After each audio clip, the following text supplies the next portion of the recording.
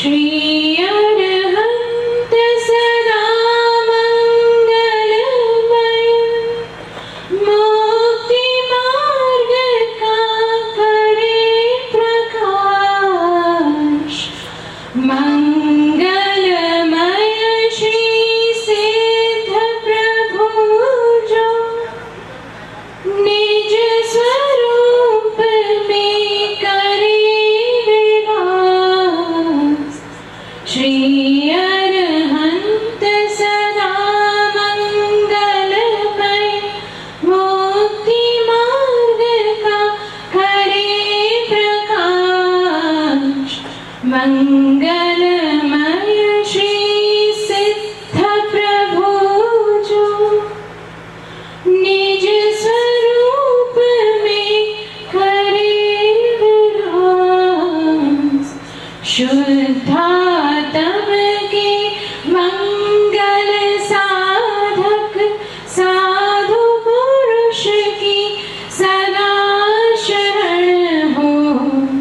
शुद्धात्म के मंगल साधक, साधु पुरुष की सदा शरण हो। धन्य दिवस धन्य घड़ी, धन्य घड़ी वह धन्य दिवस जब मंगलमय मंगलाचरण हो।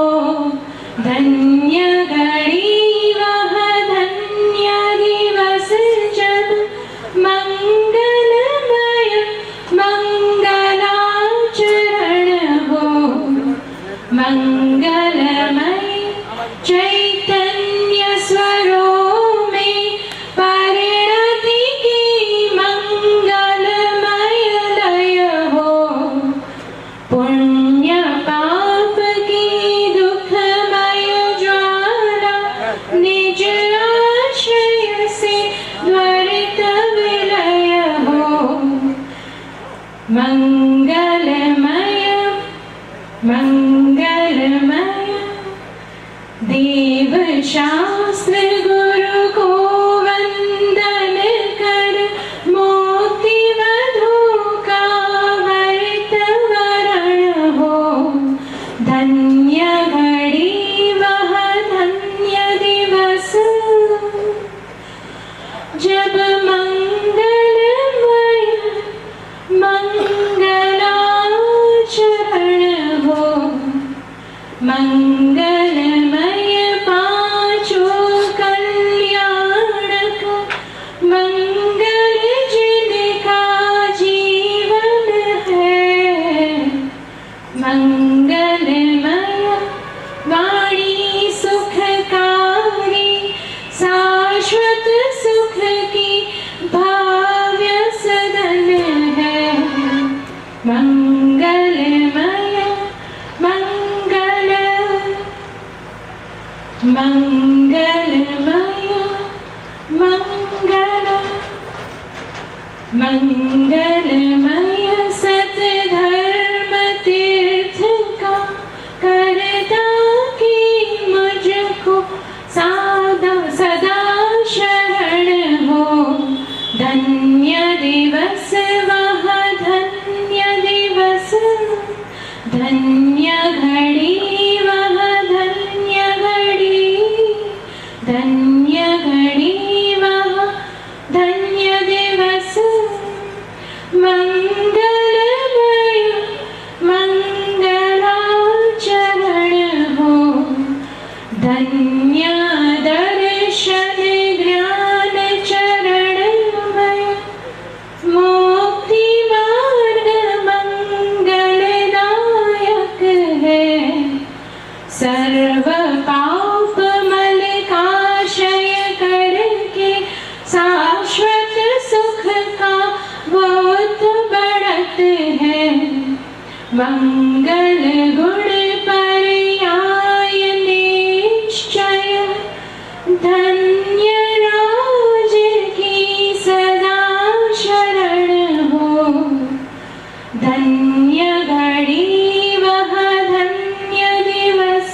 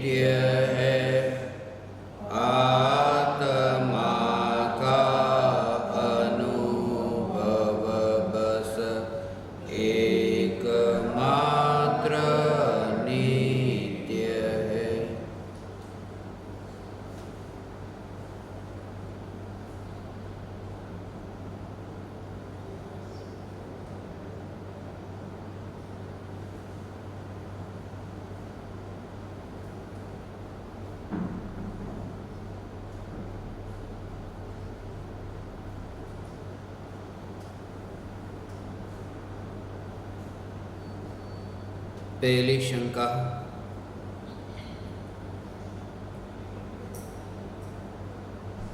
गुरुदेव के चरणों में भाव सहित शत शत नमन। गुरुदेव, मैं आपके प्रवचन रोज सुनती हूँ, मुझे बहुत अच्छा लगता है। आप प्रवचन में कहते हैं कि चैतन्य को मुख्य करो, लेकिन मैंने चैतन्य को देखा नहीं, तो उसको मुख्य कैसे करूं? धन, कुटुंब, परिवार दिखते हैं, इसलिए वह मुख्य हो जाते हैं। क्या मैं प्रति समय यह याद रखूं कि मैं चैतन्य हूँ? क्या ऐसा करने से चैतन्य एक दिन प्रत्यक्ष हो जाएगा क्या? कृपा करके आप मुझे इस पर मार्गदर्शन दीजिए। इंदु जैन, केवलारी, सिवनी, मध्य प्रदेश।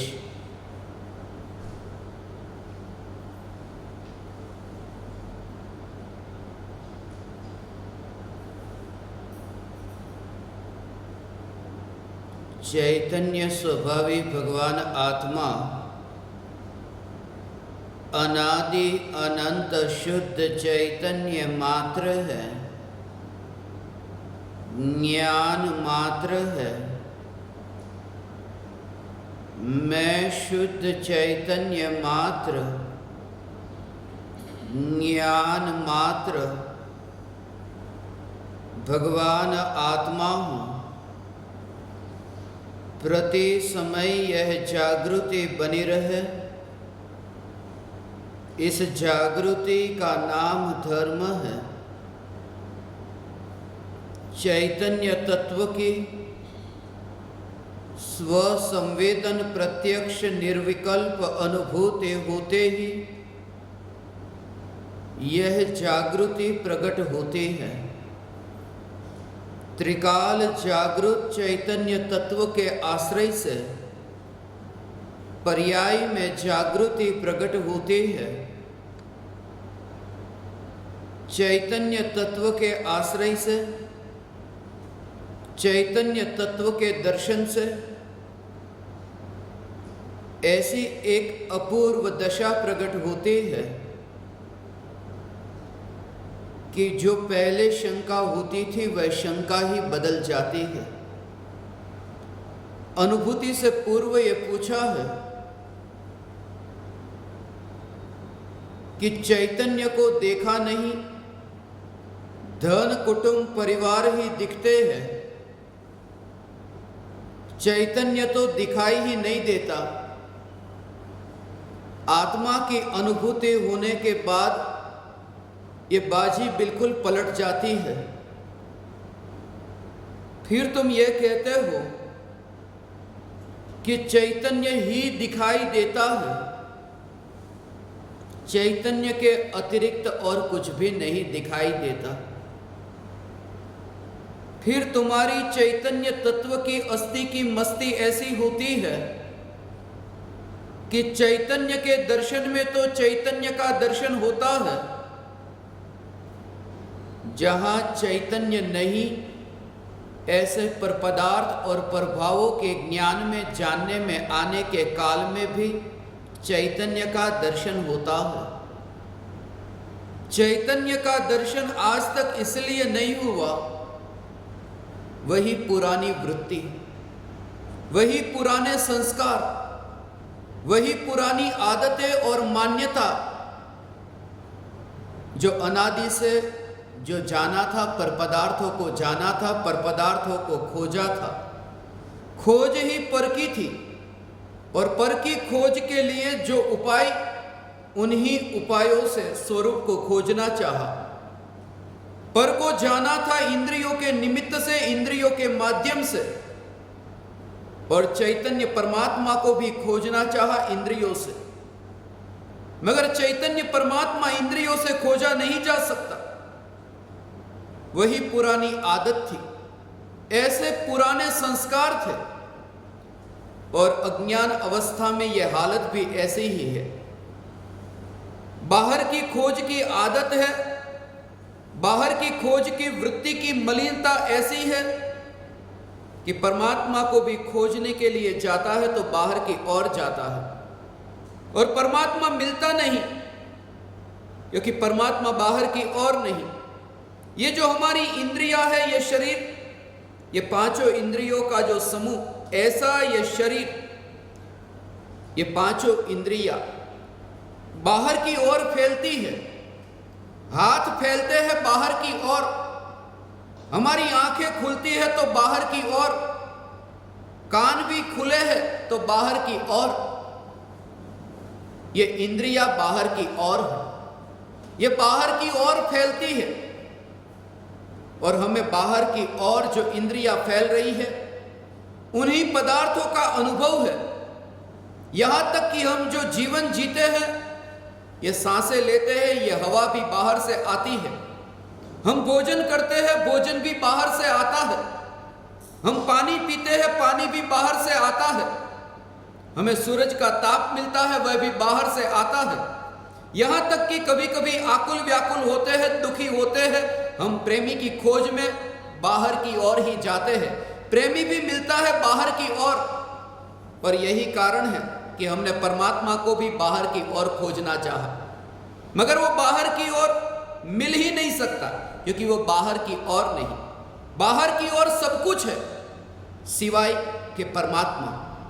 परमात्मा भीतर में है, बाहर सब कुछ है।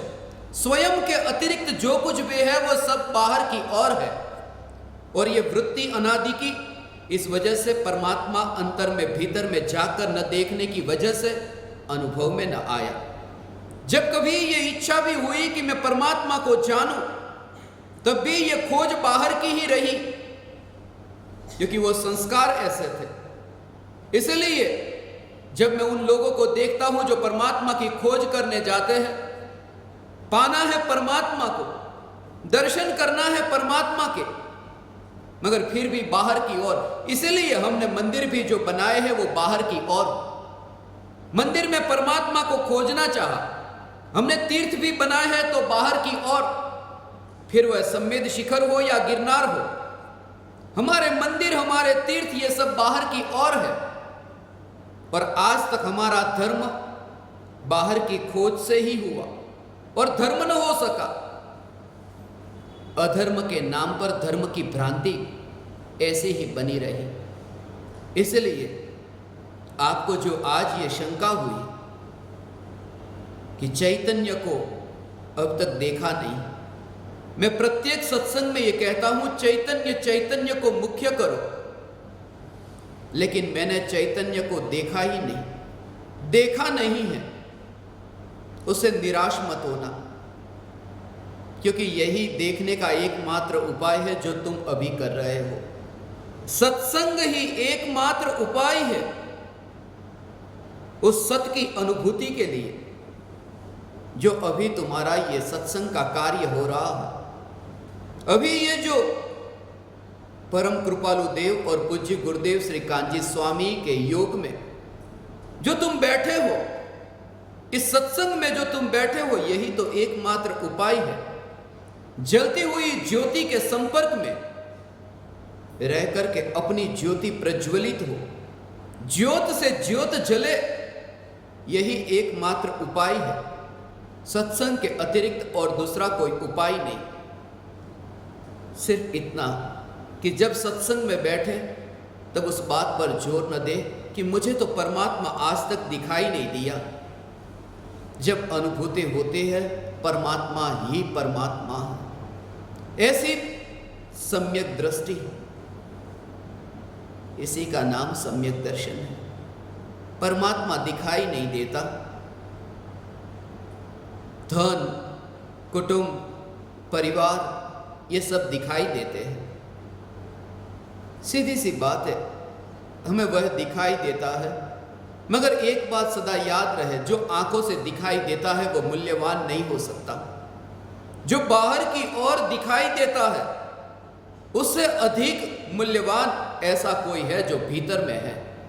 इसलिए हर बार ये याद रखना, जब भी तुम बाहर से किसी भी वस्तु को देखो और तुम्हें वो वस्तु बाहर से ही सीधी दिखाई दे, फिर उसकी महत्ता तुम्हें न रहे, क्योंकि वो बाहर दिखाई देता है। जो भी मूल्यवान है वो बाहर नहीं होता, भीतर होता है। इसलिए तुमने बड़े बड़े सेठ की तिजोरियों को देखा है, मगर तिजोरी के भीतर जो धन है वो धन को नहीं देखा।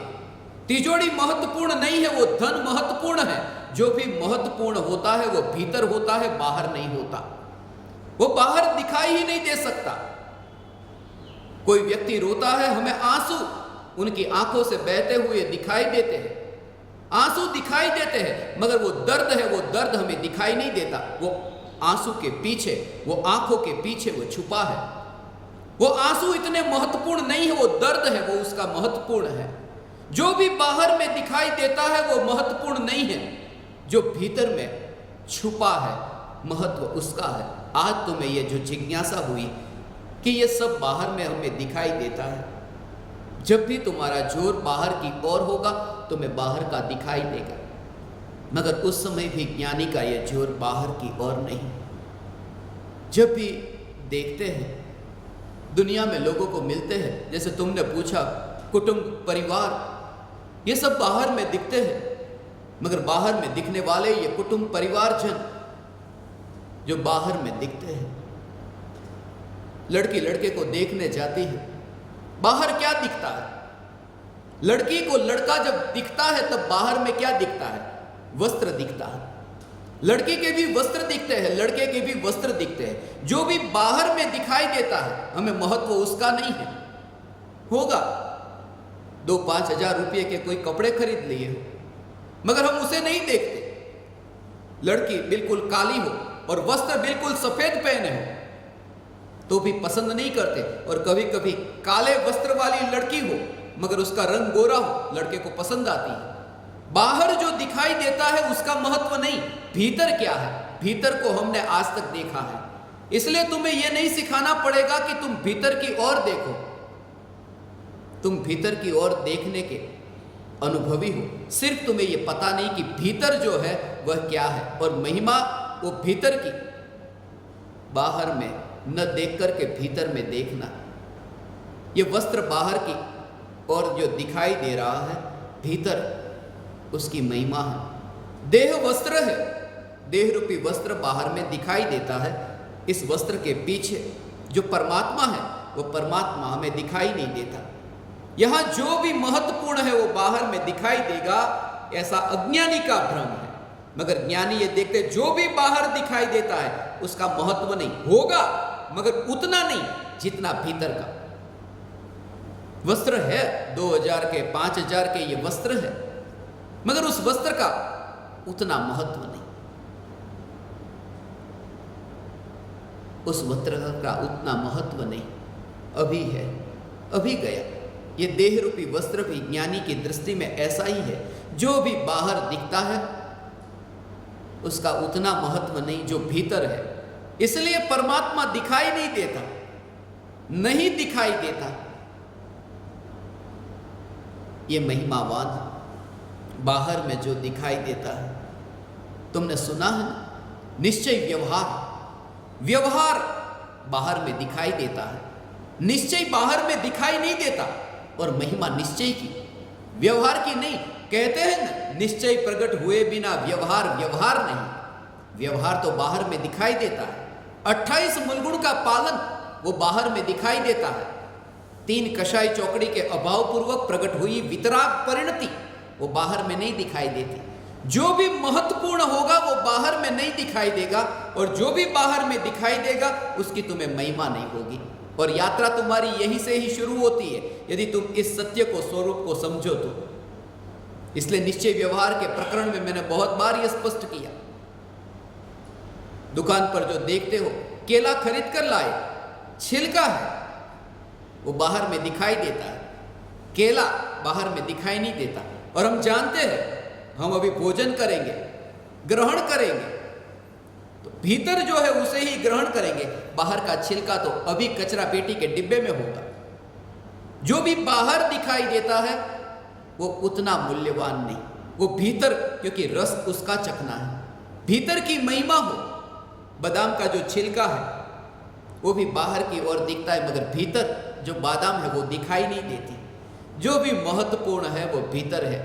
नारियल का छिलका बाहर की ओर दिखाई देता है, भीतर में जो मीठा जल, वो जो रस जिसका हम चखते हैं वो बाहर में नहीं दिखाई देता। यही तो रहस्य है।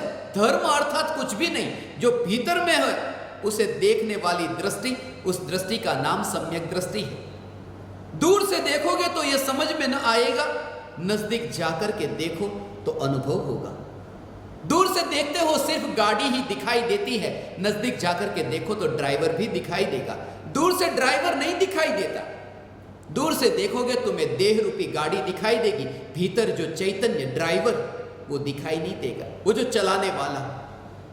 श्यामदेव बापू जी कहते थे, मोटर चाली गुरुजी ना देश मारे, इन्हें हांकवा वाड़ो होशियार रे। ये मोटर गुरु जी के देश में उमराला से जब सोनगढ़ जाते थे, चलते हुए जाते थे, बस नहीं थी, हाथ लारी थी। कुछ लोग लारी में बिठा करके ऐसे, जैसे मैं वो माल बेचने के लिए निकलता, 4 पहिए वाली। बचपन से मेरे साथ में 4 व्हीलर रही है, वो 4 व्हील वाली गाड़ी जिसमें उठा करके वस्तु बेचने निकलता, 5 की 2। 4 व्हीलर बचपन से थी मेरे पास, दादाजी के पास में भी थी। श्यामदेव बापू जी चाहते थे यही भजन गाते हुए, मोटर चाली गुरुजी ना देश मारे। मोटर दिखाई देती है, हांकवा वाड़ो, चलाने वाला तो दिखाई ही नहीं देता। दूर से देखा है ना, इसलिए सिर्फ गाड़ी दिखाई देती है। नजदीक जाकर के देखोगे तो वो ड्राइवर भी दिखाई देगा। और नजदीक का अर्थ यह है इंद्रियों से पार, जब तुम झांक करके देखोगे तो ड्राइवर भी दिखाई देगा। जो भी महत्वपूर्ण होगा वह सब बाहर की ओर अज्ञानी खोजना चाहता है, ज्ञानी बाहर से भीतर की ओर यात्रा करते हैं। जो भी महत्वपूर्ण है वह भीतर में है, वो यही है, वो यही है, यही मैं हूं। जो दिखाई देता है, जो नहीं दिखाई देता है। कभी ये विचार किया, पुद्गल हमें आंखों से दिखाई देता है, जीव हमें आंखों से नहीं दिखाई देता, फिर भी पुद्गल को पहले नहीं, जीव को पहले लिया। दिखाई देने वाला पुद्गल, ये पुद्गल द्रव्य दूसरे नंबर पर, और नहीं दिखाई देने वाला जीव द्रव्य पहले नंबर पर। महिमा उसकी है जो नहीं दिखाई देता। जो भी परमात्मा है, नहीं दिखाई देने वाले ज्यादा महिमावान है दिखाई देने वाले से। नहीं दिखाई देने वाले, इसलिए परमात्मा को देखते हो ना, पंच परमेष्ठी में परमात्मा है, अरिहंत और सिद्ध। अरिहंत दिखाई देते हैं, सिद्ध दिखाई नहीं देते। और नहीं दिखाई देते ऐसे सिद्ध का स्थान ऊंचा है, नहीं दिखाई देते ऐसे सिद्ध ऊंचे हैं दिखाई देने वाले अरिहंत से। मैं ये कहना चाहता हूं, दिखाई देने वाले से जो नहीं दिखाई देने वाला है वो अधिक महिमावान है। उनकी जो सत्ता है, तो ऐसा अन्याय क्यों? नहीं दिखाई देता है वो इतना महिमावान, फिर भी नहीं दिखाई देता है। यही तो कारण है, वरना तुम खोज क्यों करते? वरना मुफ्त में धर्म मिल जाता। वो पुरुषार्थ के लिए ये तुमसे कहता हूं कि पुरुषार्थियों को मिलता है जो महत्वपूर्ण है, जो आंखों से नहीं दिखाई देता, जो अंतर के पुरुषार्थ से प्रकट होता है। आज इन्हें ये बहुत महत्वपूर्ण मार्मिक शंका हुई है, प्रयोग करने योग्य ये शंका हुई है। और ये शंका बहुत से ज्ञान दीपकों की थी। मैंने सिर्फ नाम भले ही इंदु जैन का लिया, मगर सभी की ये दशा है कि क्या करें। ये सभी तो हमें आंखों से दिखाई देते हैं, अब मैं क्या करूं? जो नहीं दिखाई देता उसका अनुभव कैसे हो? आंख से हम बाहर के पदार्थों का अनुभव करते हैं, मगर आंख के भीतर जो है उसे आंख कैसे अनुभव करे? आंख भीतर की ओर, इसलिए तो तुम देखते हो आंख ढल जाती है। खुली आंख नहीं, आंख ढल जाती है। इसलिए परमात्मा की आंखों को देखो, आंख ढल जाती है, जरूरत नहीं रही आंख को खोल करके बाहर की ओर देखने की। तब परमात्मा की अनुभूति होती है, देखने की जरूरत नहीं। इसलिए मैं देखना उस पर जोर नहीं देता। अनुभव हुआ, फिर तुम्हारी दृष्टि बार बार वहां जाएगी। चमड़े की आंखों से नहीं देखा तो भी क्या फर्क पड़ता है, दिखाई तो नहीं देता, मगर फिर भी वो अनुभव में आ रहा है। मां को देखते हो, बच्चा मां के गर्भ में है, दिखाई ही नहीं देता आंखों से। और मैं ऐसी बहुत सी स्त्रियों को देखता हूं जिनके गर्भ में बच्चा है और सामने नौकर है, नौकरानी है, सास ससुर है, मगर फिर भी उन्हें सास ससुर दिखाई नहीं देते।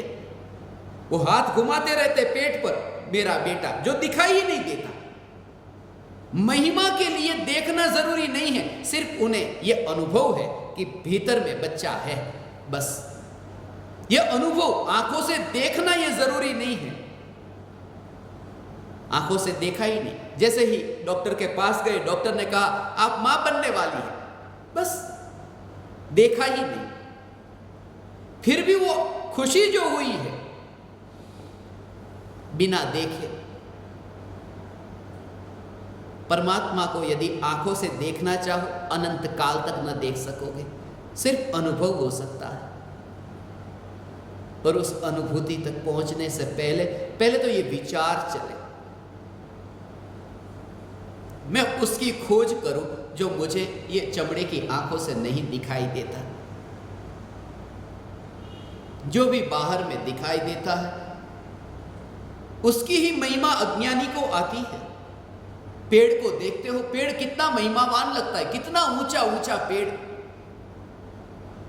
मगर तुम्हें शायद पता ना हो, पेड़ जितना ऊंचा होता है उससे भी गहरी, उससे भी अधिक फैली हुई उसकी जड़ें होती है, जो नहीं दिखाई देती। नहीं दिखाई देने वाली जड़ें वो महत्वपूर्ण है दिखाई देने वाले पेड़ से, जिसके बल पर वो पेड़ टिका है। बड़ी बड़ी इमारतों को देखते हो, 100-100 मंजिल की इमारतें अमेरिका में, अब तो दुनिया के बहुत से देशों में बनने जा रही, बनी है, मगर जो नहीं दिखाई देती है वो इमारत की नींव, जो भी महत्वपूर्ण है, जिसके बल पर बाहर में दिखाई देने वाला वो जो टिकता है,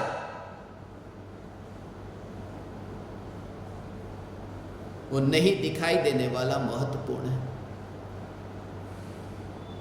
बाहर में व्यक्त होता है, पर्याय में व्यक्त होता है, पर्याय में अनुभव में आता है, अनुभव में आता है पर्याय में, मगर अनुभव की जो पर्याय है, उस अनुभव की पर्याय में कौन है, उसमें भी जो भीतर है अनुभव की पर्याय में, वो द्रव्य है, पर्याय से भी महान द्रव्य है। मैं द्रव्य हूं, मैं पर्याय नहीं। शुरुआत यहां से तुम करो। बाहर में धन, कुटुंब, परिवार ये सब दिखते हैं, अभी ये दिखते हैं। जैसे जैसे तुम्हारी दृष्टि सूक्ष्म होगी, ऐसे ऐसे तुम्हें ये दिखने बंद हो जाएंगे। सूक्ष्म जो है वो देखने वाली हमारी अभी दृष्टि नहीं है, सूक्ष्म तो है। विज्ञान ने यह खोज की, जो भी पदार्थ है उन पदार्थों का बनना परमाणुओं से मिलकर के ये पदार्थ बने। वे कहते हैं, आइंस्टीन ने जब वो खोज की, कोई भी पदार्थ है वो अनंत परमाणु का पिंड, कलेक्शन ऑफ एटम्स, वो एक परमाणु नहीं, मगर उनमें जैसे कुर्सी को तुम देख सकते हो, मगर उसमें एक एक परमाणु यदि अलग हो जाए तो वो तुम्हें दिखाई नहीं दे सकता। मैं तुमसे ये कहता हूं, जो स्थूल होता है उसे तो हम देख लेते हैं, सूक्ष्म, वही वस्तु जब सूक्ष्म होती है तो उसे नहीं देख पाते। और ये तो चमड़े की बात हुई, ये तो आंख से देखने की बात हुई, मैं भीतर की बात कहता हूं। इसलिए तो पर परमात्मा हमें दिखाई देते हैं, निज परमात्मा दिखाई नहीं देता। आदिनाथ भगवान से महावीर भगवान हमें दिखाई देते हैं, निज शुद्धात्मा हमें दिखाई नहीं देता, निज परमात्मा हमें दिखाई नहीं देता। ये भ्रम होता है। निज परमात्मा, परमात्मा परमात्मा शब्द सुनते ही हमें लगता है पर, परमात्मा में जो पर है शायद वह भी कोई बाहर में होगा, मगर वो परमात्मा में पर, वो पर के लिए नहीं है। परमात्मा में वह पर, वो परम है, परम आत्मा, वो परम की खोज है, पर की खोज नहीं है।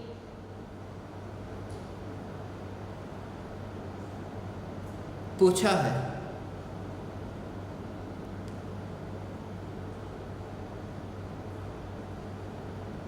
चैतन्य, चैतन्य को मुख्य करो, लेकिन मैंने चैतन्य को देखा नहीं, तो उसको मुख्य कैसे करो? धन, कुटुंब, परिवार दिखते हैं, इसलिए वह मुख्य हो जाते हैं। क्या मैं प्रति समय यह याद रखूं कि मैं चैतन्य हूं? प्रति समय यह तत्व विचार करूं, मैं चैतन्य हूं। और हाँ, ऐसा करने से एक दिन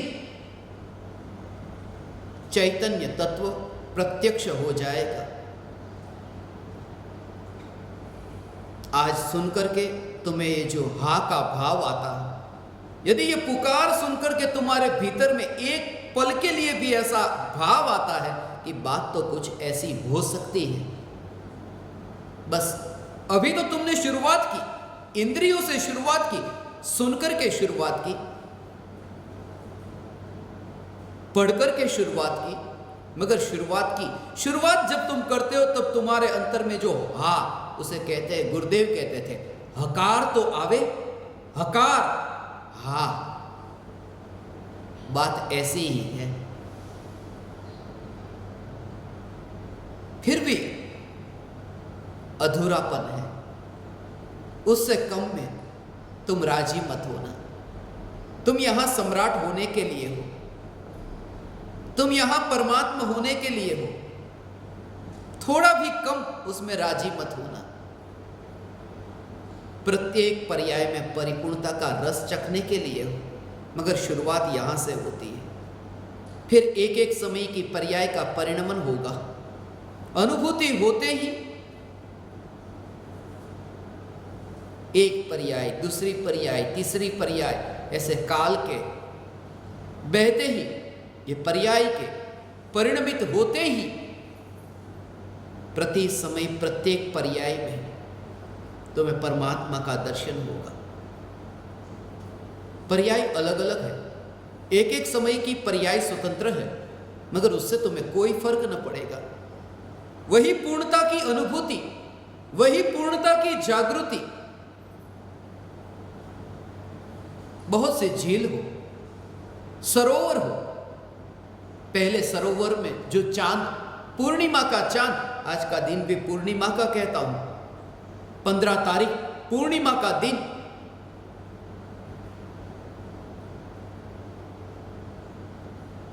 पूर्णिमा हिंदू का अर्थ भी चांद होता है। पूर्णिमा का चांद झील में प्रतिबिंबित होता है। थोड़े और पास में जाओ, एक दूसरी झील है, और आगे जाओ, एक तीसरी झील है। इन सभी झीलों में जो चांद का प्रतिबिंब पड़ता है वो अधूरा अधूरा नहीं, एक में पूरा प्रतिबिंब पड़ा तो दूसरी झील में थोड़ा कम, दूसरी झील में भी ऐसा ही पूर्ण चांद, तीसरी झील में पूर्ण चांद। मैं तुमसे यह कहता हूं, जहां प्रतिबिंब पड़ता है वहां अधूरा नहीं होता।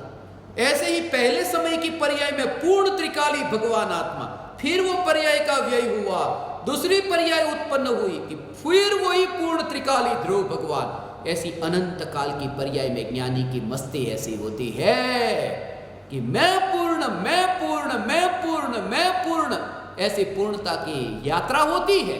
मगर वो जो अंतर में प्रतिबिंबित होने वाला वहां भगवान आत्मा,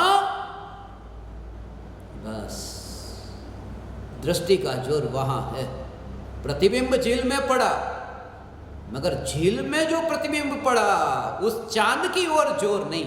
जाना है, चांद को झील में प्रतिबिंबित होते हुए जाना है, मगर सत्ता स्वरूप जो असली चांद है, जोर असली चांद पर है। ऐसा चैतन्य चांद पर जोर। प्रत्येक पर्याय के पलटते पलटते पलटते एक ज्ञानी का जोर ऐसा होता है। ऐसा ये द्रव्य का जोर, ऐसा है ये द्रव्य का जोर। त्रिकाली ध्रुव, काल के प्रवाह में भी एक एक समय की पर्याय के पलटते पलटते होने पर भी, पर्याय के जन्म और मरण होने पर भी अंतर में वही, उसमें कोई परिवर्तन नहीं। सागर में लहर जैसे तरंगे जैसे उठती हो, और लहर के उठने पर भी जिसमें चांद का प्रतिबिंब पड़ता है, तुम चांद को स्थित मानते हो, चांद को डोलता हुआ नहीं मानते। भले ही सागर में चांद का प्रतिबिंब पड़ा और वो प्रतिबिंब भी तुम्हें ऐसा लगे, ज्ञानी को विकल्प के काल में भी, विकल्पों की तरंगों के काल में भी वो चैतन्य की स्थिरता की श्रद्धा छूटती नहीं है। यही कारण है कि देह की प्रत्येक क्रिया के काल में ज्ञानी सम्यक ज्ञानी है, सम्यक दृष्टि है। ये प्रति समय है जागृति। जो नहीं दिखाई देता है उसे मुख्य करो, उसे मुख्य करो। कितना भी खोज करना चाहो मगर वो नहीं मिलेगा, और नहीं मिले प्रयोगशाला में लेके जाओ, खोज करो, नहीं मिले उसका मतलब ये नहीं है कि वो नहीं है। आजकल तो विज्ञान भी ये मानने लगा है, जैसे मैं तुमसे कहूं कि जैसे दिमाग है, वो दिमाग दिखाई नहीं देता। एक बार ऐसा ही हुआ था परदेश में। एक व्यक्ति ने कहा मैं आत्मा में नहीं मानता क्योंकि आत्मा दिखाई नहीं देता। जैसे परम कृपालु देव का शिष्य पूछता है, नथी दृष्टि में आव तो नथी जनातु रूप, आत्मा तो दिखाई नहीं देता, मैं नहीं मानता। वो कहता है जो मुझे दिखाई देता है उसे ही मैं मानता हूं। मैंने उसे कहा तुमने कभी अपना दिमाग देखा है? बोले नहीं देखा। इसका मतलब यह कि तुम्हारे पास दिमाग नहीं है। उसको झटका लगा, ये ऐसा थोड़ी होता है, दिमाग है, नहीं दिखाई देता, मगर उसका फंक्शन तो, उसका काम तो हो रहा है। और ऐसे ही विज्ञान ये प्रयोग करता है जैसे विचार है। आत्मा की बात छोड़ो, विचार, जो विचार उत्पन्न होते वो तो तुम्हें एहसास होता है ना कि विचार होते हैं, मैं ये करूं, मैं वो करूं, ये विचार मुझे आते हैं। मगर प्रयोगशाला में शरीर को काटो, एक एक परमाणु को अलग करो काट करके, मगर विचार तुम्हें मिलेंगे ही नहीं। सीधी सी बात है, शरीर को काटने से वो नहीं मिलता। ऐसा वो परमात्मा है। यही तो वजह है कि शरीर को बिना चप्पल का, बिना वस्त्र का चलाने में और जंगल में जाकर के शरीर को काटे, शरीर को कष्ट पहुंचाए, उससे परमात्मा मिलता नहीं, क्योंकि काटने से नहीं मिलता, शरीर को काटने से नहीं मिलता। धूप में, कड़ी धूप में शरीर को सुखाए, मगर परमात्मा ऐसे भी नहीं मिलता, भ्रम हो जाता है। इसलिए ये जो अनुभूति के लिए आज जो इनकी शंका है, पूज्य गुरुदेव श्री कांजी स्वामी और परम कृपालु देव मुझे स्मरण में आया। यही फरीद एक फकीर हुआ। फरीद के पास लोग जाते थे। पूज्य गुरुदेव श्री कांजी स्वामी ने भी वही बात परम कृपालु देव के बारे में कही, इसलिए ये बात मुझे स्मरण में आई। अकबर की सभा में बहुत बड़ा सम्मान था फरीद का।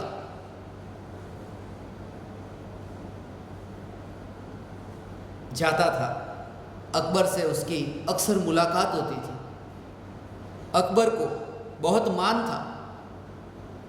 गांव में एक छोटे से स्कूल बनानी थी। लोगों ने कहा फरीद से कि हम तो सीधे अकबर से मिल नहीं सकते, तुम्हारी पहचान है, वहां जाकर के थोड़ा हमारे लिए कुछ मांग दो। एक स्कूल बनानी है तो अकबर थोड़ी मदद कर दे। और जब फरीद वहां अकबर के पास पहुंचा, अकबर नमाज पढ़ रहा था, उसे अंदर जाने की अनुमति थी। जैसे ही फरीद ने वहां जाकर के देखा, अकबर के पीछे था, वहां नमाज चल रही थी और अकबर मांग रहा था, हे अल्लाह मेरे साम्राज्य को और बड़ा कर दे। थोड़ी देर तो फरीद वहां रुका, मगर जैसे ही फिर अकबर की नमाज पूरी हुई, अकबर ने पीछे मुड़ के देखा, अरे फरीद आप आइए। कब आए आप? बोले नहीं मैं जा रहा हूं। अरे किस कारण से आए? मैं जा रहा हूं। बोलिए ने।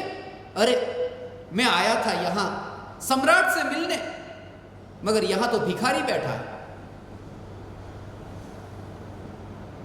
वो तो किसी और से मांगने के लिए बैठा है। और जब तुम किसी और से मांग रहे हो तो मेरा यहां आना व्यर्थ होगा। मैं सीधा डायरेक्ट उनसे ही मांग लूं, तुमको बीच में क्यों लाऊं? क्योंकि मैं तुमसे मांगू और तुम किसी और से मांगो, बेहतर यह है कि मैं ही सीधा उनके पास पहुंच जाऊं। वो फरीद उनके पास जो शिष्य जाते थे, वो उनसे पूछते थे कि शरीर को कोई काटे तो हमें बहुत दर्द होता है, मगर ज्ञानियों को वो दर्द क्यों नहीं होता होगा?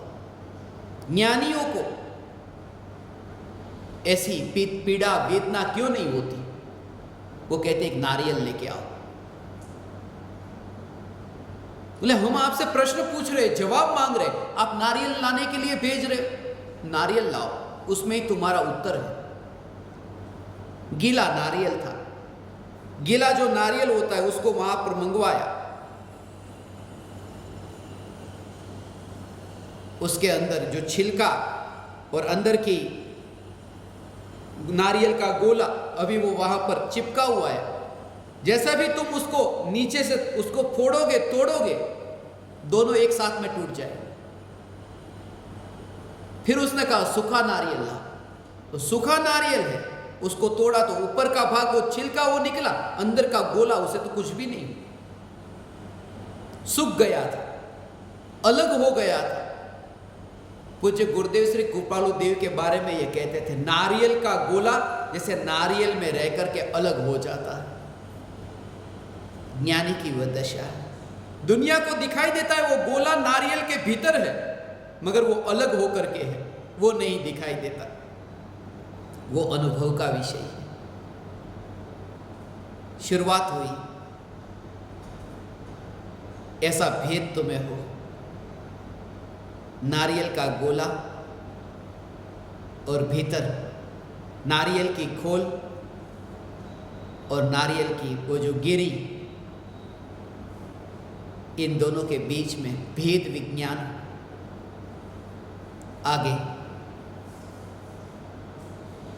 दूसरी शंका,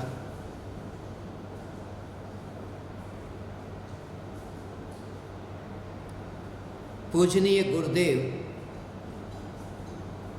सादर चरण वंदन। आपका रत्नत्रय स्वास्थ्य अच्छा होगा। गुरुजी ध्यान पूर्व तत्व विचार में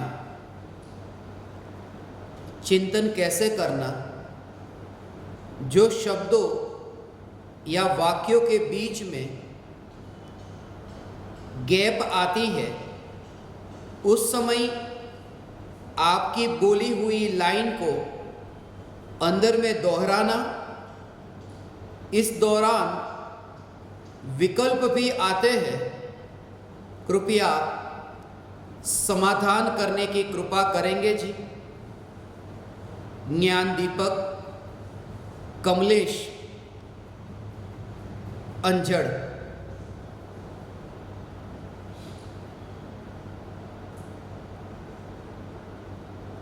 ध्यान से पूर्व तत्व विचार। आप सभी ज्ञान दीपकों के लिए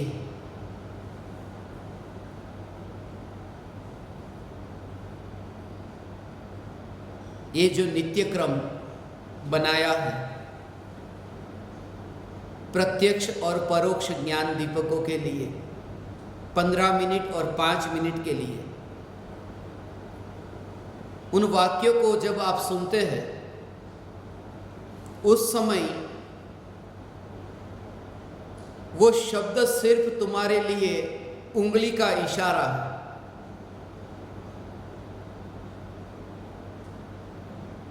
उस समय जब तुम उन शब्दों को सुनो, वो शब्द तुम्हारे लिए सिर्फ निमित्त बन जाए भीतर के तत्व विचार के लिए। शब्द पर जोर दिए बिना उन शब्दों के भावों का ऐसे विचार चले जैसे मैं चैतन्य सत्ता मात्र। जैसे से तुम ये सुनकर के विचार करोगे, मैं चैतन्य सत्ता मात्र,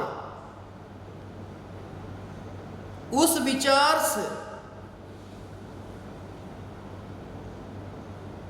ज्ञान, चैतन्य सत्ता मात्र अर्थात ज्ञान की सत्ता मात्र, ज्ञान ही मेरी पहचान, ज्ञान ही मेरा रूप। ज्ञान के साथ तुम्हारा ऐसा तत्व विचार हो कि ज्ञान ही मेरी पहचान, ज्ञान ही मेरा रूप है। और ये जब तुम सुनोगे ना, उस समय उसका जो विचार चलेगा वो विचार तुम्हें उसके बाद भी पता चलेगा। जब फिर कोई घटना घटित होगी तब उन घटनाओं में भी फिर ये विचार चलेंगे, क्योंकि जिन्होंने दिन में 15 मिनट 4 बार ये सुना हो और चैतन्य के लक्ष्य से यदि ये सुना हो, मैं तुमसे कहता हूं भाव से भीगकर यदि तुम इस शब्द को, चैतन्य एक ही शब्द को यदि तुम भाव से भीग करके यदि सुना हो, तुम्हें अनुभूति हुए बिना नहीं रह सकती। और जैसे ही तुम्हें अनुभूति होगी, कल मैं एक व्यक्ति का वक्तव्य सुन रहा था, सुनने गया था कुछ और सुनने में आ गया कुछ और। वह कह रहे थे कि पहले तो मेरे में बहुत दोष थे, मैं बहुत कसाई वाला था, मगर अब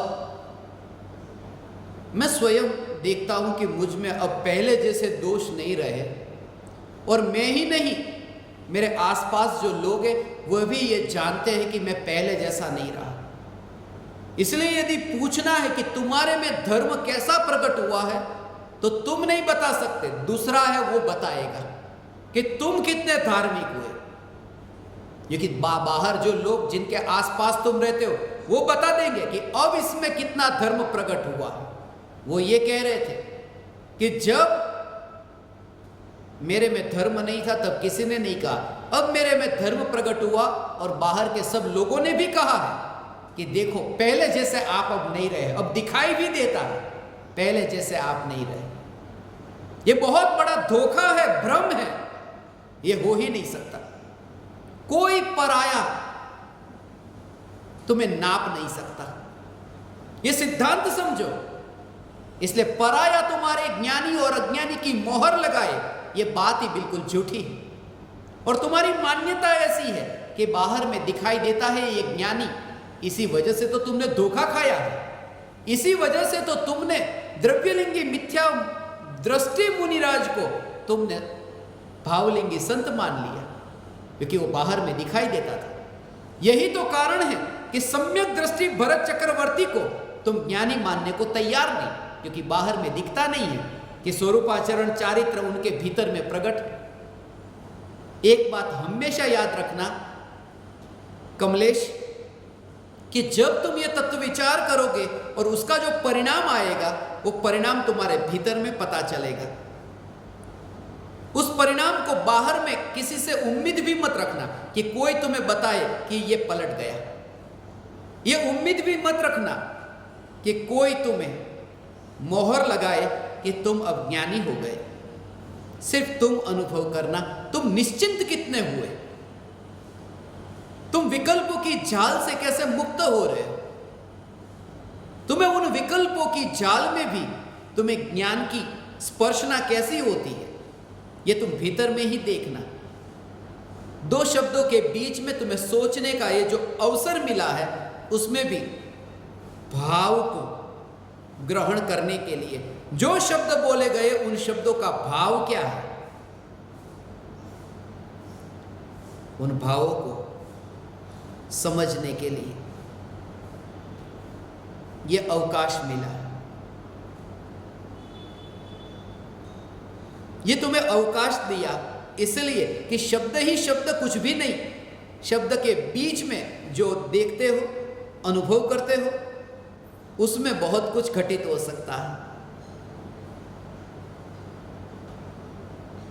इसलिए तो सत्य को पाने की विधि कहते हैं, विधि होती नहीं।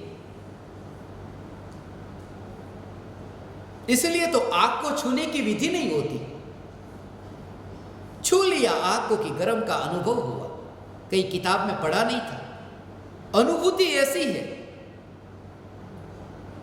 जिस समय अनुभूति होती वो सहज, सहज का अर्थ ही यह है। सहज का अर्थ ही यह है कि उसकी विधि नहीं होती, ये सहज का अर्थ है। आग ऊपर की ओर जाती है, आग को ऊपर की ओर जाने की विधि क्या? स्वभाव है, स्वभाव की विधि क्या होगी? इसलिए जब धर्म प्रकट होता है वो सहज है। इसलिए तुम पाते हो, अनुभूति होती है तब कि भूतकाल में जो भी सुना था वह तो सब अनसुना हो गया।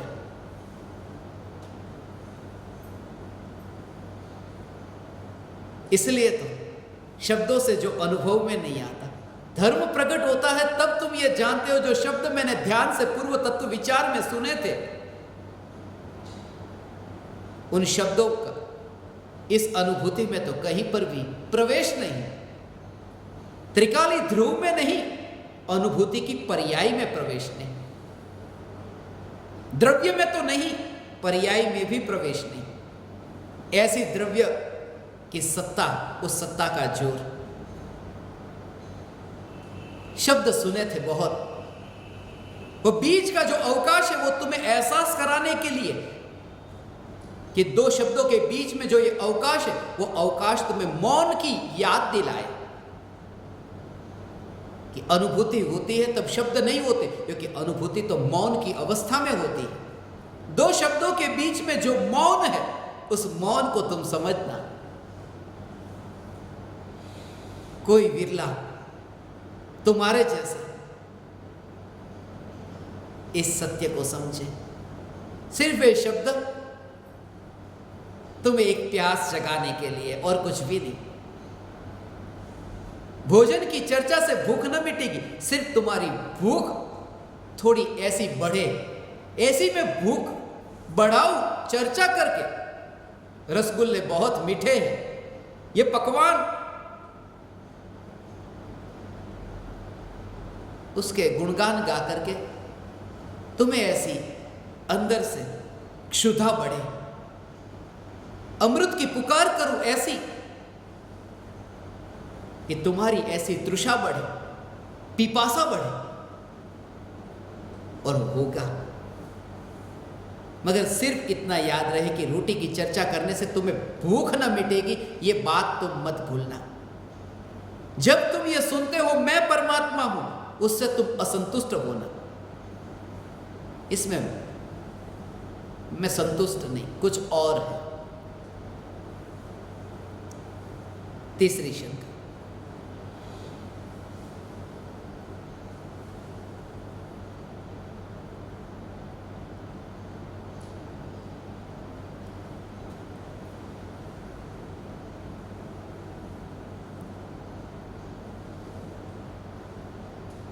हे गुरुदेव, मेरी जिज्ञासा यह है कि आपने कहा कि निर्विकल्प अनुभूति के पहले असंख्य समय तक तत्व विचार चलता है, तो वो तत्व विचार कैसे होता है, इसके बारे में समाधान दीजिएगा।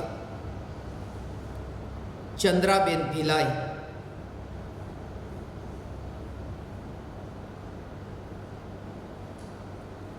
अनुभूति से पूर्व असंख्य समय तक तत्व विचार चलता है, चैतन्य तत्व का विचार चलता है। ये ध्यान से पूर्व जो तत्व विचार करने के लिए कहा, वो तत्व विचार करना, ध्यान नहीं है। ये ध्यान से पूर्व तत्व विचार है, इसलिए करना कहा। इसलिए मैं ये नहीं कहता कि ध्यान करो 15 मिनट। कभी तुम्हारी भाषा में किसी ने बोला हो तो भी उसका अर्थ ये समझना, तत्व विचार करो और करो, क्योंकि मिथ्यात्व है ना। मिथ्यात्व की भूमिका में जब तक सम्यक दर्शन नहीं हुआ तब तक वो करने का भाव है, करने की भाषा समझ में आती है। इसलिए ये कहा कि करो, तत्व विचार करो। चैतन्य तत्व सत्ता का विचार, उस समय सत्ता का विचार असंख्य समयों तक अनुभूति से पूर्व होता है। और सत्ता का अर्थ ये है, तत्व का अर्थ है पूर्ण द्रव्य। इसलिए तुम्हें खालीपन नहीं, संपूर्ण ऐसी सत्ता। जैसे बर्फी का टुकड़ा है, जैसे चौरस बर्फी के टुकड़े को तुमने देखा, उस टुकड़े को जब तुम देखते हो तब ये चौरस क्या है? ये जो ऊपर का जो आकार दिखता है वह आकार बर्फी है, वह आकार बर्फी नहीं। वो ऊपर जो है उतना ही बर्फी नहीं जो चौरस आकार दिखाई देता है, उसके भीतर जो भी फैला हुआ है सब जगह, वो सब पूरा, उसका नाम बर्फी है। ऊपर ऊपर के जो लेयर, उसका नाम नहीं, वो भीतर में पूरा। ऐसे ही मैं चैतन्य परमात्मा माने ज्ञान का घन पिंड ऐसा परमात्मा में, उसमें ऐसा पूर्ण द्रव्य, ऐसा परिपूर्ण चैतन्य परमात्मा, ऐसा त्रिकाली ध्रुव, ये पूर्ण परमात्मा, पूर्ण, उसमें अवकाश नहीं। असंख्य प्रदेश जो है वो प्रदेश की गिनती नहीं, मगर वो जहां पर भी अपने प्रदेशों का फैलना हुआ, जहां ये सत्ता का फैलना हुआ, वहां ये सत्ता पूर्ण रूप से अनुभव में आई है। उससे पहले ये विचार चलता है, विचार चलता है, असंख्य समय तक ऐसा विचार चलता है, मैं पूर्ण हूं ऐसा विचार चलता है। अधूरा नहीं, अधूरा नहीं। और उससे अहंकार नहीं आएगा, उससे झुकेगा, उससे अकड़ता नहीं आएगी, उससे तो झुकना सीखा। इसलिए लोग कहते हैं कि मैं परिपूर्ण, ये सुनकर के फिर गुरु के चरणों में कैसे झुके? उसने पाया ही नहीं। जिसकी ये अकड़ता है उसने पाया ही नहीं। कहीं ना कहीं वो भाव पड़ा है कि मैं पहले, जिसने पाया वो, उसकी वाणी ऐसी होगी।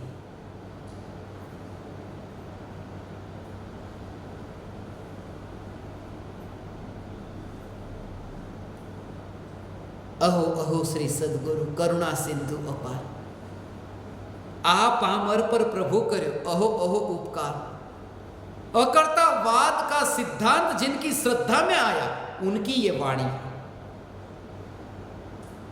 स्वतंत्रता की यथार्थ श्रद्धा हुई, उनकी ये वाणी है। सदगुरु ना उपदेश थी आव्यु अपूर्व भान, जिन्होंने ये अनुभव किया कि वाणी तो अनुभव में आती ही नहीं, तो वाणी से अनुभव में कैसे आएगा, उनकी ये वाणी है। इसलिए कहीं ना कहीं तुम अंतर में अपने हृदय के झरोखे में झांक करके देखना कि कहीं ना कहीं तुम्हारे अंतर में कहीं अहंकार की पकड़ तो नहीं कि मैंने जान लिया आत्मा को, अब मैं ही मुख्य। नहीं, अनुभव मुख्य, मगर तुम्हारी वाणी, तुम्हारा वर्तन वो उस प्रकार का हो, और वह होगा। चंद्राबेन,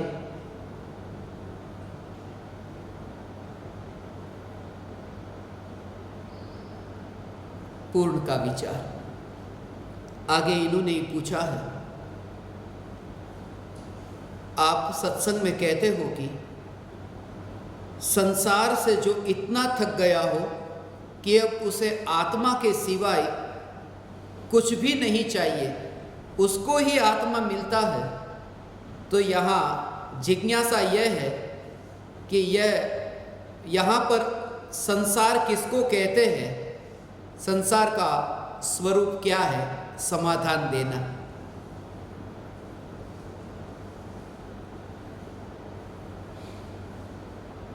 संसार का स्वरूप क्या है? ज्यादा तो मैं अभी नहीं कह सकूंगा, मगर मुझे एक कहानी याद आई। जब शिष्य ने गुरु से पूछा कि संसार क्या होता है, गुरु ने कहा एक काम करो,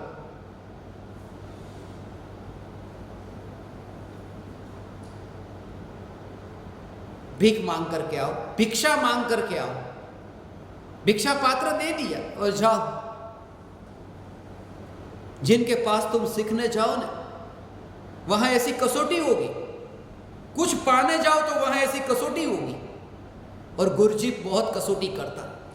जब भी कोई उनके पास जाता ना, जॉर्ज गुरजीफ हुआ, वो हमेशा ये, कोई भी उनके पास गया, लो हथियार पकड़ा देता, गड्ढा खोदो, पावड़ो तीकम के ठोको અને આખો ખાડો એવો ઊંડો ઊંડો ખાડો ખોદાવે।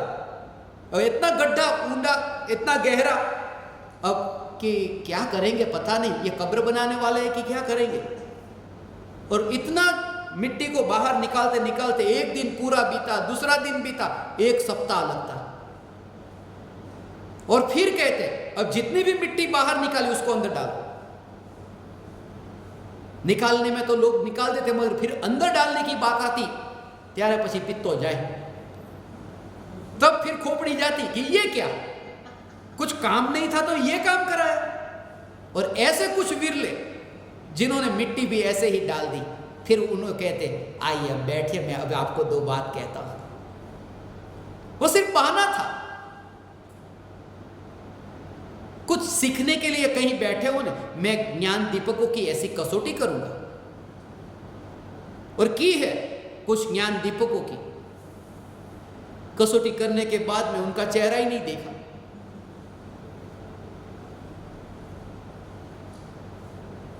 उन्होंने ना आत्मा देखा, न मैंने उनका चेहरा देखा। कसौटी तो होगी। संसार का स्वरूप तुम जानना चाहते हो।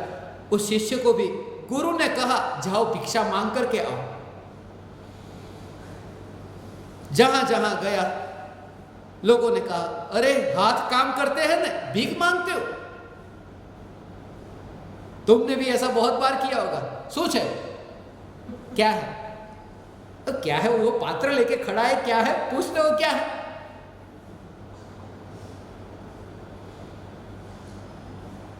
बहुत दिन से खाया नहीं,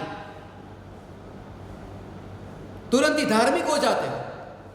जब सामने वाला कहे बहुत दिन से खाया नहीं, मिच्छामी दुक्कड़म, मिच्छामी दुक्कड़म नहीं तो माफ करो, माफ करो, माफ करो। हम भी कितने समझदार है, नहीं देना ये नहीं कहते, माफ करो। धार्मिक होते थोड़े कि देखो कितना क्षमा प्रार्थी, ऐसा तो देखा नहीं कोई, माफ करो। इतना घूम करके आया शिष्य, कुछ भी न मिला। गुरु से कहा कि किसी ने कुछ भी नहीं दिया, ये कैसे कैसे लोग हैं। फिर गुरु ने कहा इसी का नाम संसार है। तो जानने आया था ना संसार क्या होता है। अब तू बैठ, अब भगवान क्या होता है वो बताता हूं। संसार को जान करके जो बैठा है वही भगवान को समझ सकता है। अनित्य को समझकर जो बैठा है वो नित्य की अनुभूति को उपलब्ध होता है। यही तो वजह है। यह जगत सारा क्षणिक है और आत्मा एक नित्य है। आत्मा का अनुभव बस एकमात्र नित्य है। चंद्राबेन ने ही आगे पूछा है, हे गुरुदेव, इनके जाने के बाद रोज यही लगता है कि ये देह कभी भी छूट सकता है, इसका कोई भय नहीं लगता है। लेकिन ये देह मुझे छोड़े उससे पहले मैं इस देह को छोड़ दूं, बस ये कार्य इस भव में करना है। उसके लिए क्या करूं, कैसी जागृति में रहूं, त्रिकाली चैतन्य सत्ता स्वरूप को कैसे देखूं, मार्गदर्शन दीजिएगा। सिर्फ मार्गदर्शन ही दिया जा सकता है, और क्या किया जा सकता है। मार्ग को दिखाया ही जा सकता है, मार्ग पर चलाया नहीं जा सकता। इशारा ही किया जा सकता है। समझ का उपयोग तो तुम्हें स्वयं ही करना होगा। आपने लिखा है ये देह कभी भी छूट सकता है, इसका कोई भय नहीं लगता है। ये बात झूठी है। देह कभी भी छूट सकता है और इसका कोई भय नहीं लगता। जिसको भय नहीं लगता है वो चैतन्य सत्ता को देखना चाहता है। सत्य यह है कि जिन्होंने चैतन्य सत्ता को देख लिया उन्हें भय नहीं लगता। दोनों में अंतर है। जो कहता है, जब भी आप किसी के मुंह से सुनो ने, बोल क्या है तेरे को, बोल क्या है तेरे को, वो कहता है अभी देख तेरे को मैं देख लूंगा। क्या है, तू क्या देखेगा, मेरे को डर नहीं लगता, जा, मेरे को कोई डर नहीं लगता, तुझे जो करना है वो कर ले, मेरे को डर नहीं लगता। ये व्यक्ति सबसे ज्यादा डरा हुआ है। जो कहता है मैं, मेरे को डरा, मैं डरता नहीं, मैं डरता नहीं, क्योंकि जो निर्भय हो गए ना,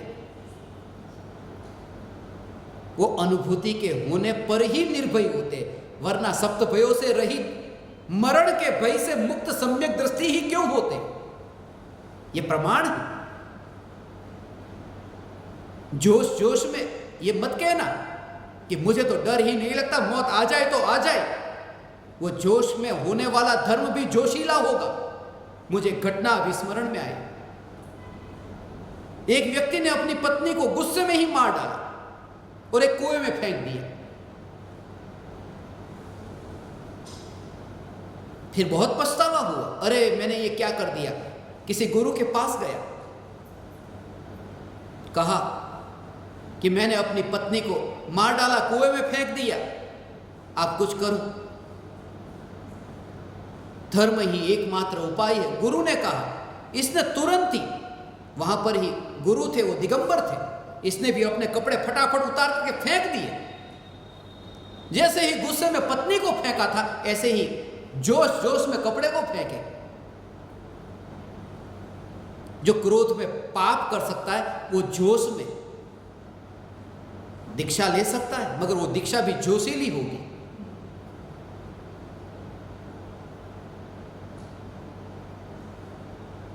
नाम मिला, ख्याति मिली, प्रसिद्धि मिली, लोग उनके पास जाने लगे। ऊंचे ऊंचे आसन पर बैठ करके प्रवचन देता, मंच पर बैठ जाता और प्रवचन देता। लोग आते उनके पास, पहचानता नहीं, कौन हो तुम। अक्सर ऐसा होता है, ऊंचे आसन पर बैठे हुए लोगों को नीचे बैठे हुए लोग दिखाई नहीं देते, पहचानते नहीं वे। फिर वो राजनेता हो या फिर तथाकथित ये तपस्वी हो, उनको भी अपना मित्र जो सामने बैठा था वो दिखाई नहीं दिया, पहचाना नहीं आपको। और उस मित्र ने जानबूझकर पूछा, क्योंकि ये जो गुरुजी बन गए थे उनका नाम रखा था उनके गुरु ने। शांति सागर, शांति सागर नाम रखा था। अक्सर तुम ऐसा पाओगे, शांति सागर। और उस मित्र ने उन्हें पूछा, पहचाना? बोले ना, नहीं पहचाना। जब तुम किसी को नाम पूछो ना, और वो भी ऐसे ख्याति प्राप्त व्यक्ति को नाम पूछो, झटका लगेगा। अज्ञानी होगा तो झटका लगेगा, इतना भी पता नहीं मैं कौन हूं। आपका नाम क्या? पहले तो इन्होंने नाम ही नहीं बताया, ऐसी नजर से देखा, फिर पूछा, गुरुजी आपका नाम? शांति सागर। 2 मिनट वहीं पर ही वो मित्र रहा। 2 मिनट के बाद पूछा, आपका नाम क्या? अब तो इतना गुस्सा आया, शांति सागर। अब वो टोन अलग था। 2 मिनट रुका, फिर पूछा, आपका नाम क्या? पास में एक डंडा पड़ा था, उठाया, शांति सागर बोला। अब नाम तो शांति सागर, और इतने अशांति के सागर उछल रहा है वहां तो।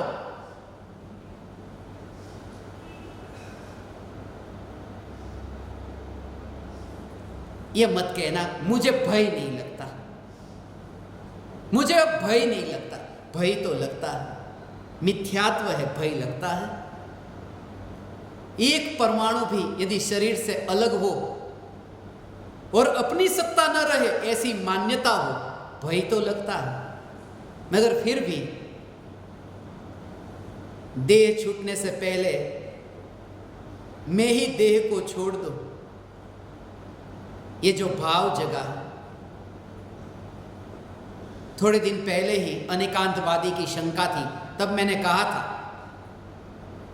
किसे तुम छोड़ना चाहते हो?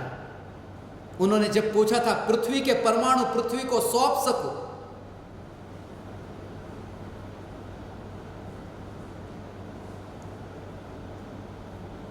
तो मैं उस समय न्यारापन दिखेगा।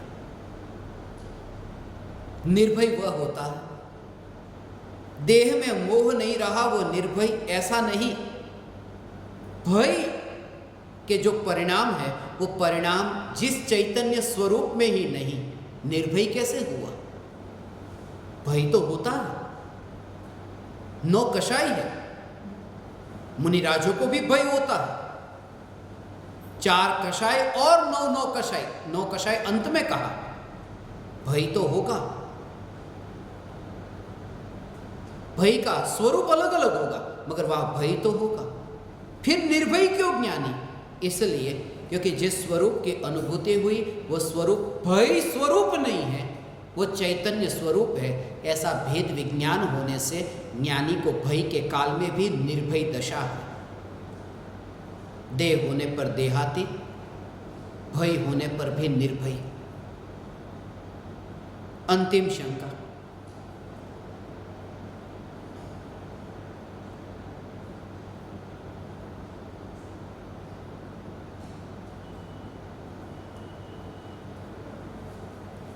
श्री सद्गुरुदेवना पावन श्री चरण कमल मा वंदन। अ गुरुदेव, इनफाइनाइट ग्रेटिट्यूड। गुरुदेव, will you please explain me again? दीप से दीप जले, सत्संग 2 बार सुना तो भी नहीं समझ आ रहा है, कृपा करके समझाना प्लीज। आपने जो बताया कि ज्ञान की ज्योति से, ज्ञान की ज्योति अनुभव में आती है। दिशा वोरा, ह्यूस्टन, USA। ज्ञान की ज्योति से ज्ञान की ज्योति अनुभव में आती है। दीप से दीप जले, ज्योत से ज्योत जले।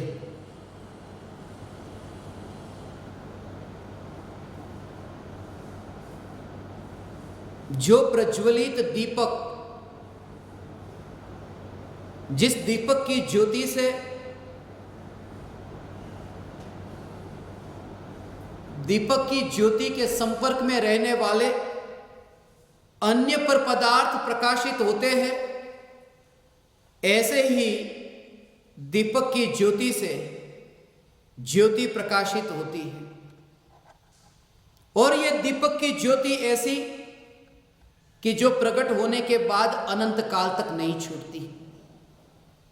इसलिए मैंने बल्ब से बल्ब जले ऐसा नहीं कहा, ज्योत से ज्योत जले ये कहा, क्योंकि बल्ब का क्या ठिकाना, अभी है और अभी गया। ज्योति, ज्योत से ज्योत जले, अभी बिजली है और अभी नहीं है। इसलिए ज्योत पर जोर देकर दीप से दीप जले सत्संग में यह कहा था। जो इन्होंने पूछा है निर्धूम अग्नि, निर्धूम ज्योति, वो भी समझाने की कृपा करें। गुरुदेव श्री, आपका मुझ पामर पर अनंत उपकार है। मैं आपकी जन्म जन्म की ऋणी हूं। ज्योत से ज्योत जले, इनकी जो शंका है वो आपने बहुत बार सुना हो, तो भी इनकी ये प्रामाणिकता कि इन्होंने पूछा है, क्योंकि वो बात इतनी सूक्ष्म थी कि जैसे दीपक की ज्योति है उसके ऊपर धुआं है, और धुआं इतना है कि वो ज्योति ढंकी हुई है। वो धुआं, कभी कभी आग होती है तो आग के ऊपर धुआं ऐसा ढक गया है कि वो आग दिखाई नहीं देती। तो पहली बात तो ये बताई कि ज्योति को कोई व्यक्ति छूता है तो वो धुआं बाधक नहीं बनता कि मैं तुझे ज्योति को छूने के लिए जाने नहीं दूंगा। वो धुआं ये नहीं कहता। ऐसे ही राग और द्वेष के विकारी भाव, ये धुआं जब चैतन्य ज्योति की स्पर्शना होती है तो वो धुआं बाधक नहीं बनता। अब दूसरी बात जो है वो महत्वपूर्ण बात ये कि ज्योति ये यहां, इस बात को समझो, सूक्ष्म बात है, ये बहुत सूक्ष्म है, समझना इसको। ये पहले है ये ज्योति, और ये दूसरा है यहां पर धुआं, ये दूसरे नंबर पर है धुआं, और ये तीसरे नंबर पर है यहां। पहले पर है ज्योति, दूसरे पर है धुआं, और तीसरे नंबर पर यहां जो देखते हो वो है मेरी उंगली। तो जब उंगली ज्योति को छूने जाती है तब ये जो बीच में जो धुआं है वो धुआं बाधक नहीं बनता। अब महत्वपूर्ण बात जो ये है कि जब ये ज्ञान की ज्योति की स्पर्शना होती है, वो ज्ञान की ज्योति की स्पर्शना करने वाला कौन है? यहां तो ज्योति की स्पर्शना करने वाली उंगली है ये, मगर ज्ञान की ज्योति की स्पर्शना ज्ञान की ज्योति को ही होती है। और धुआं यहां पर है, धुआं यहां बाहर में है, और ये दोनों जो है, ये ज्ञान की ज्योति जिसकी स्पर्शना होती है वह, और जो स्पर्शना करने वाली है वह, माने द्रव्य और द्रव्य की पर्याय, चैतन्य तत्व और ज्ञान की पर्याय, ये यहीं पर ही है, और धुआं है वो यहां पर है। तो जो बाहर है वो भीतर में, ये जो दोनों हैं उसके अभेद होने में कैसे बाधक बनेगा? इसलिए ज्ञान की ज्योति से ज्ञान की ज्योति की स्पर्शना का भाव क्या, अब उसको समझे। स्पर्शना क्या होती है कि ज्योति ज्योति को छूती है, दो का एक दूसरे के साथ में छूना हो, ये तो समझ में आ सकता है, मगर ज्ञान की ज्योति को छुए, उसका भाव, छूने का अर्थ है कि ज्ञान की ज्योति से ज्ञान की ज्योति प्रकाशित होती है, ये स्वीकार भाव। ऐसा ये स्वीकार भाव, और ऐसा ये स्वीकार भाव कि ज्ञान की ज्योति से ज्ञान की ज्योति, उस पर ऐसा जोर, उस पर ऐसा जोर, ऐसा जोर, देखने वाला और देखने में आने वाला, ऐसा जब दर्पण में आपकी आंख में, आपकी आंख को आप देखते हो कि आंख आपकी इतनी सौंदर्यवान आंख है, तो जब दर्पण में आपने आंख को देखा, आंख का सौंदर्य देखते हो, तो कौन देखता है? देखने वाली आंख है, सौंदर्य देखने वाली आंख है, और जो सौंदर्य देखने में आ रहा है वह भी आंख का ही सौंदर्य है। तो आंख से आंख देखी जा रही है, यह एक बात। अब दूसरी बात कि जब तुम आंख से आंख को देखते हो, तब देखने वाली आंख ऐसी, मेरी आंख देख रही है, ऐसा विकल्प नहीं आता।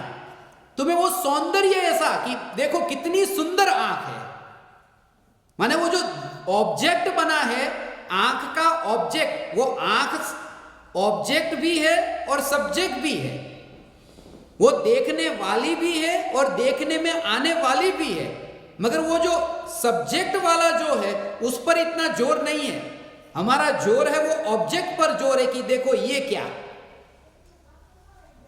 ऐसे ही ज्ञान की जो ज्योति है, उस ज्योति से ही ज्ञान की ज्योति अनुभव में आती है, मगर दोनों में एक अंतर यह है कि जिस ज्ञान की ज्योति से वो ज्योति जो जानने में आती है, दोनों में अंतर क्या?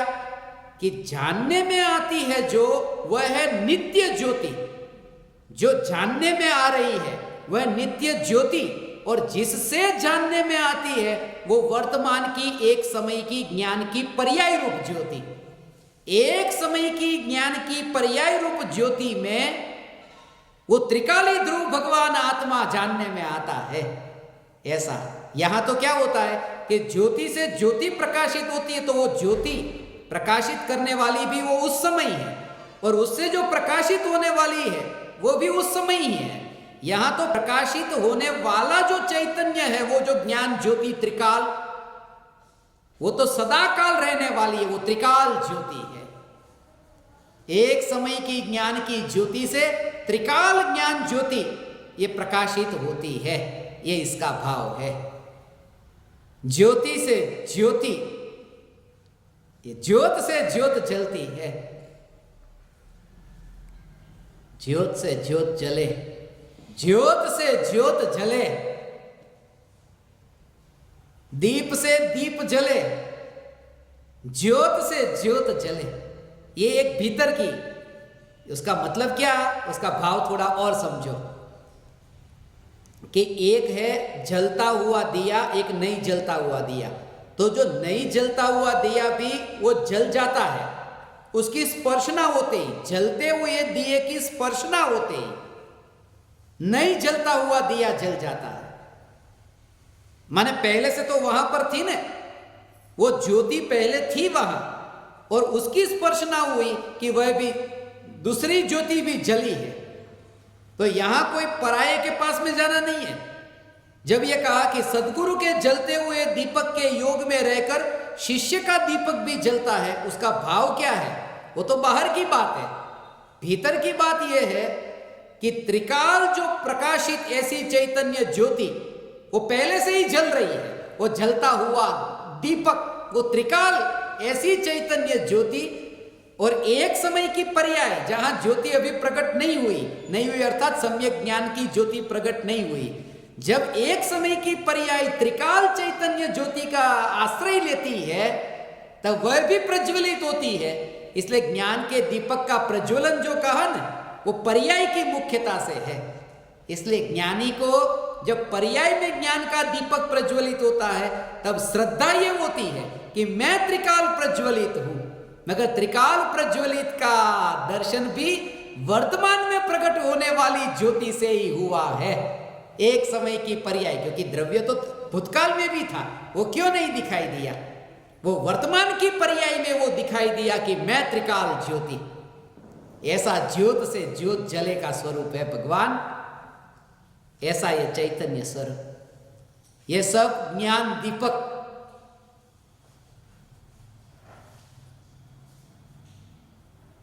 आज के पूर्णिमा के चांद के दिन आपको ज्ञान का दीपक प्रज्वलित हो, ऐसी मैं भावना पाता हूं और आप सबको एक खुश खबर देता हूं। कल मैंने कहा था छक्का लगाना है, आप चौका लगाते हो। 2 बाकी थे। 142 ज्ञान दीपक, उनमें सभी की पूर्ति हो गई है। अब एक भी सीट खाली नहीं है। 142 ज्ञान दीपकों का उद्घोष अब कल होगा सत्संग के पश्चात। अब कोई भी साधक ज्ञान दीपक होना चाहे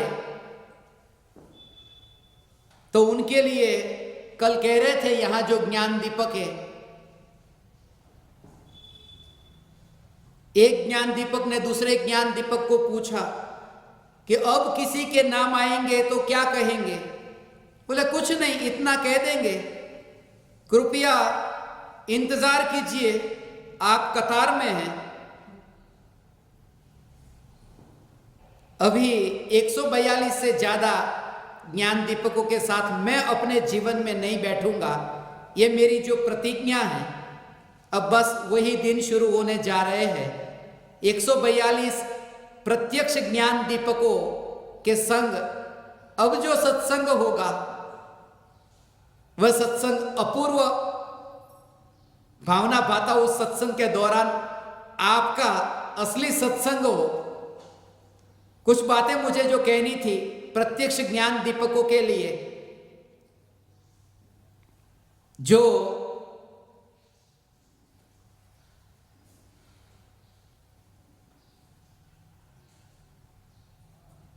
इंदु जैन ने अभी पूछा था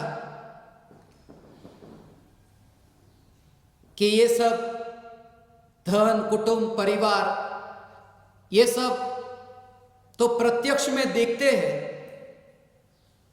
मगर भगवान आत्मा दिखाई नहीं देता है। अभी सुनकर के तो समझ में आता है। इंद्रियों के निमित्त से जो ज्ञान होता है ना, अनुभूति ऐसे ही होती। इंद्रियों के निमित्त से जो ज्ञान होता है उसके बाद ही अतीन्द्रिय अनुभूति होती है। अर्थात देशनालब्धि जो बीच में आती है ना, देशना होने पर ही प्रायोग्य और करण लब्धि तक पहुंचता है। माने पहले तो कान से सुनता है और फिर प्रत्यक्ष दर्शन होता है। सीधा सा मुझे यह कहना है, पहले परोक्ष अनुभूति होती है, फिर प्रत्यक्ष अनुभूति होती है। तो ये परोक्ष ज्ञान दीपक हुए थे तो अभी प्रत्यक्ष ज्ञान दीपक हुए हैं। उनके लिए आप यहां जूम पर आप देख सकते हैं,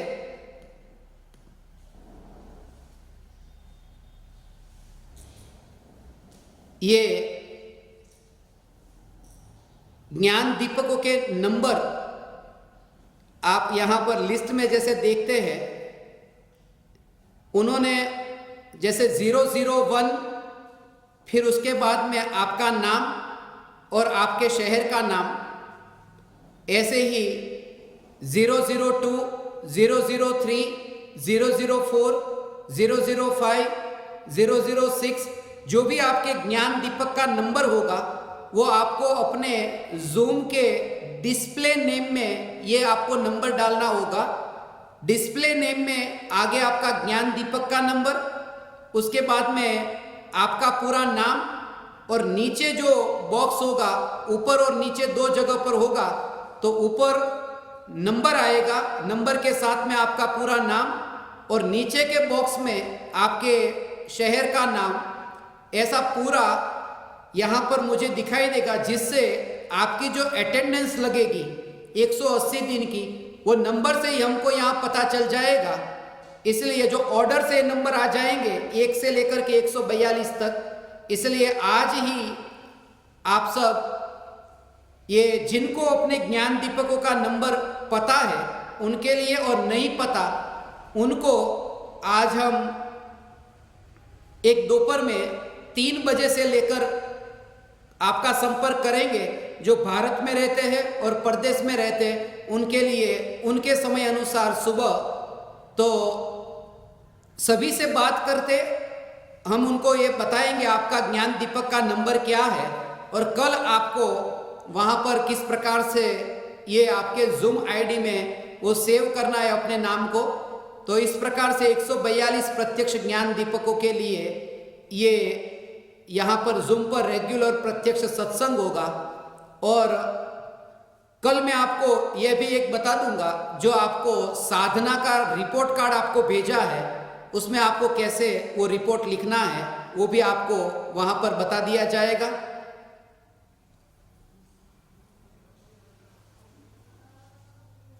और यहाँ पर जो आप देखते हैं, जैसे आस्क उमराला के साथ में जो प्रोफाइल पिक्चर देखते हैं, फोटो देखते हैं, तो जूम पर ये एक फैसिलिटी होती है कि वहाँ पर अपनी फोटो को भी प्रोफाइल पिक्चर के रूप में सेट कर सकते हैं। तो क्या होगा कि पहले आपकी फोटो होगी वहाँ, उसके पास में 001, उसके पास में आत्मार्थी, उसके पास में उमराला। तो ऐसे करके पूरा वहाँ पर एक सामने लिस्ट आ जाएगी, जिससे हमें खास करके मुझे वो सुविधा रहेगी कि ये कौन से प्रत्यक्ष ज्ञान दीपक है कि जिनसे कभी मेरी प्रत्यक्ष रूप से यहाँ चर्चा हो तो संवाद के लिए उपयोगी हो सके। आज इतना ही। सुनी वाणी तेरी लगा मुझको ऐसे, काल चौथ फेरे से आया हो जैसे, गुरु जी हमारे तुम्ही तारणहारे, अगर तुम न होते, अगर तुम न होते, उद्धार कैसे होता हमारा, अगर तुम न होते, अगर तुम न होते।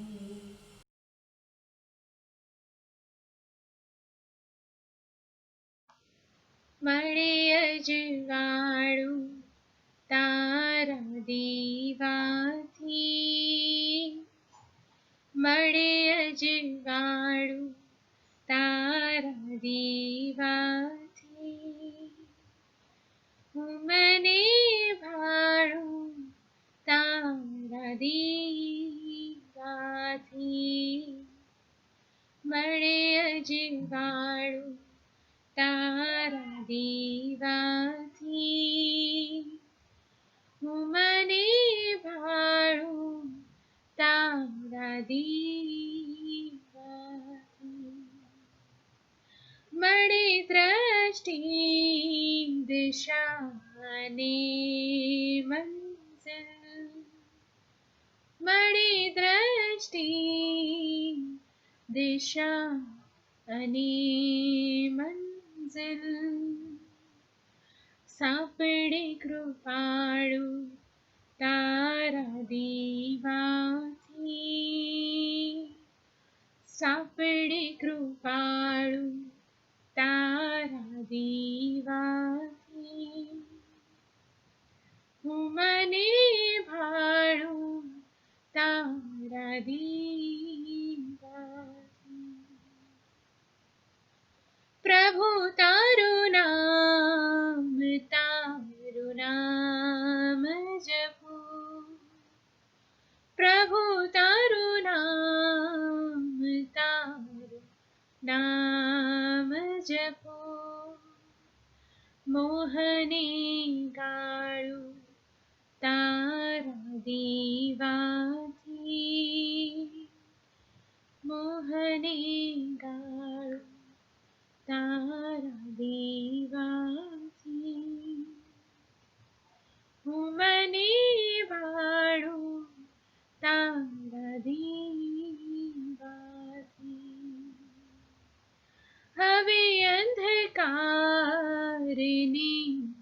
જવું પડશે હવે અંધકારને જવું પડશે ઉઘડું તાળું તારા દીવાથી હું મને ભાળું તારા દીવાથી એક અવસર પ્રભુ મને દેજે એક અવસર પ્રભુ મને દેજે મનને વાળું તારા દીવાથી હું મને ભાળું તારા દીવાથી મળે અજવાળું તારા દીવાથી સાંપડે કૃપાળું તારા દીવાથી મોહને વાળું તારા દીવાથી ઉઘડું તાળું તારા દીવાથી મનને વાળું તારા દીવાથી હું મને ભાળું તારા દીવાથી હું મને ભાળું તારા દીવાથી મળે અજવાળું તારા દીવાથી